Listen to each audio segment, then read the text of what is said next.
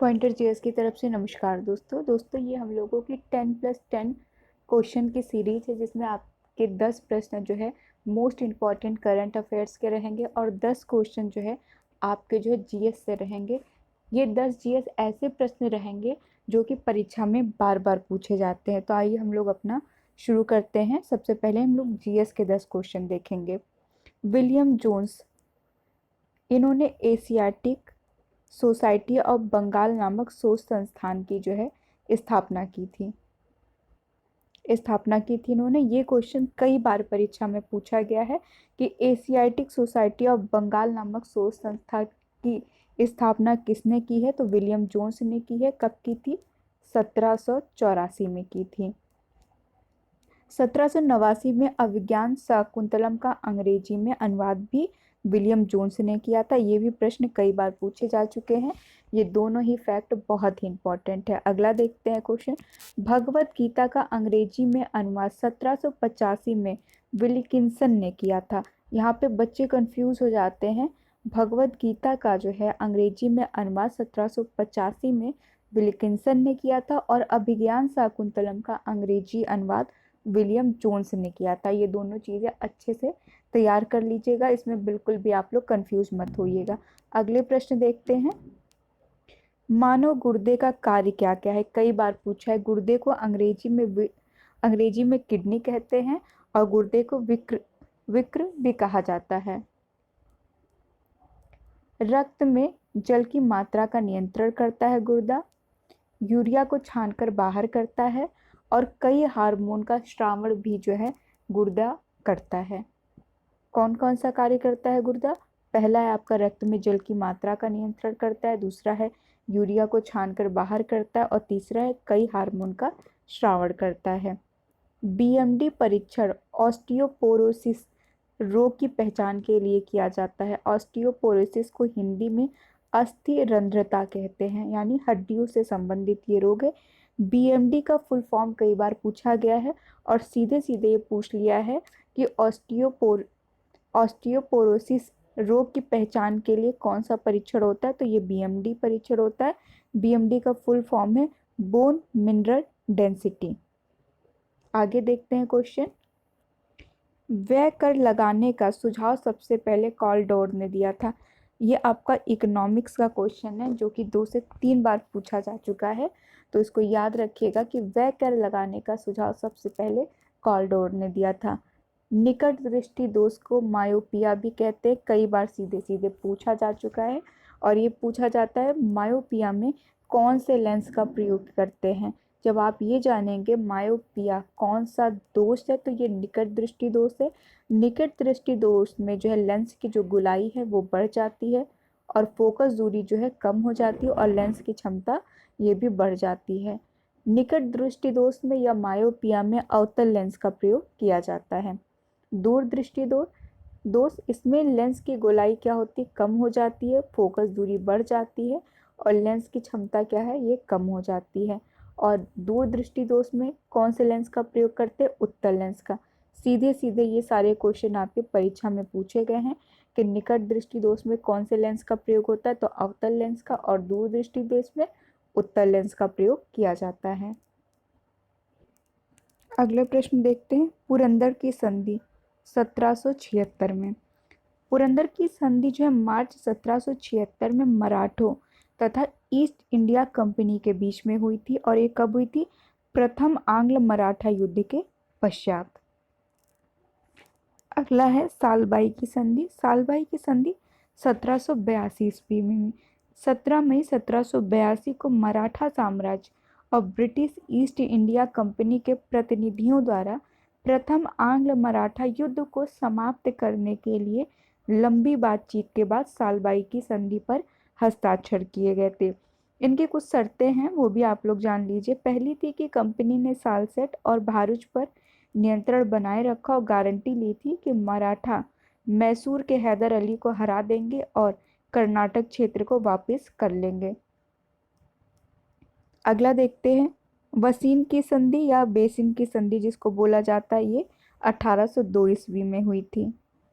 Basin की जो संधि है, बेसिन की जो संधि है, ये होलकर ने सिंधिया और पेशवा की संयुक्त सेना को पूना के निकट पराजित किया था। पेशवा बाजीराव द्वितीय ने बेसिन में शरण ली और 31 दिसंबर, याद रखिएगा, 31 दिसंबर 1802 को दो में सहायक संधि स्वीकार कर ली थी और यह समझौता बेसिन की संधि के नाम से जाना जाता है। इसका आप लोग समय याद रखिएगा, 1802, सालबाई की संधि 1782, पुरंदर की संधि 1786। यूपी पीसीएस 2019 में यह आपका तीनों पूछा था, सालबाई की संधि, पुरंदर की संधि और बेसिन की संधि, तीनों को पूछा गया था। अब आगे देखते हैं। पट्टा एवं कबूलियत की व्यवस्था शेरशाह सूरी ने प्रारंभ की थी।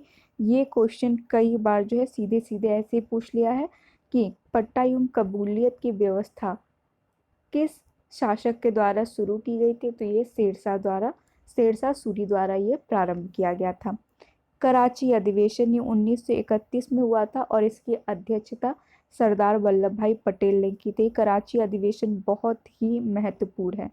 पहले क्यों ये महत्वपूर्ण है? पहले तो है मौलिक अधिकार प्रस्ताव जो है कराची अधिवेशन में पारित किया गया था। इसका समय याद रखिएगा, सीधे सीधे क्वेश्चन पूछा है कि कराची अधिवेशन किस सन में हुआ था, तो 1931 में। इसकी अध्यक्षता किसने की थी? सरदार वल्लभ भाई पटेल।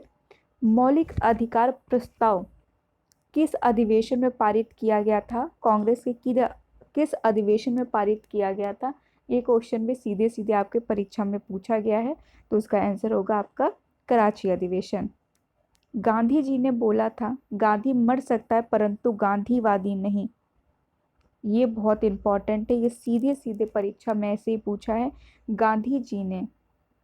गांधी मर सकता है परंतु गांधीवादी नहीं, यह वक्तव्य कांग्रेस की किस अधिवेशन में दिया था? तो एक कराची अधिवेशन में दिया था।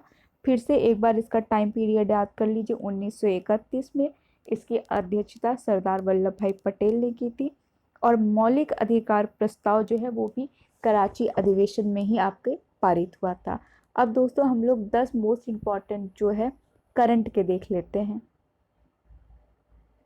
पहला, 7 जून 2019 को भारत निर्वाचन आयोग द्वारा पूर्वोत्तर की किस पार्टी को राष्ट्रीय पार्टी का दर्जा प्रदान किया गया है? तो इसका नाम है नेशनल पीपुल्स पार्टी।